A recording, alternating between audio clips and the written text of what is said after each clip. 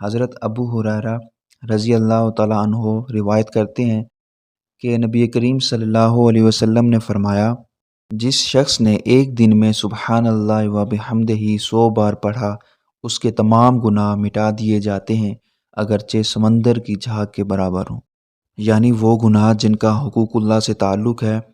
وہ اس کلمہ کی برکت سے مٹ جاتے ہیں، لیکن وہ گناہ جن کا تعلق حقوق العباد سے ہے وہ ان کی رضا کے بغیر معاف نہیں ہوتے۔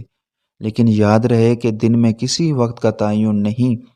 دن کے کسی وقت میں ایک ہی بار 100 مرتبہ پڑھ لے یا متفرق اوقات میں 100 بار پڑھ لے، ان کی وہی فضیلت ہے جو حدیث میں مذکور ہے۔ سمندر کی جھاگ سے مراد گناہوں کی کثرت ہے۔ حضرت ابو ہریرہ رضی اللہ تعالیٰ عنہ بیان فرماتے ہیں کہ نبی کریم صلی اللہ علیہ وسلم نے فرمایا، 2 کلمے ایسے ہیں جو زبان پر ہلکے ہیں،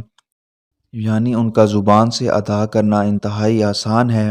میزان یعنی قیامت کے دن روز اعمال کے ترازو میں بہت بھاری ہیں، اور رحمان کو وہ بے حد پیارے ہیں۔ وہ کلمات یہ ہیں: سبحان اللہ العظیم، سبحان اللہ و بحمدہ،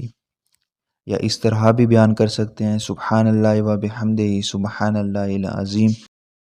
زبان پر ہلکے ہونے کے معنی یہ ہیں کہ یہ کلمات آسانی سے ادا ہوتے ہیں، ان کا میزان میں بھاری ہونا اور اللہ تعالیٰ کے ہاں ان کلمات کا محبوب ہونا حقیقت پر مبنی ہے، یعنی ان کلمات کا کہنے والا اللہ کو محبوب ہوتا ہے۔ اللہ تعالیٰ کے محبت کرنے کے معنی یہ ہیں کہ وہ اپنے بندوں کو اجر سے مالا مال کر دیتا ہے اور ان کی عزت و عظمت میں اضافہ کرتا ہے۔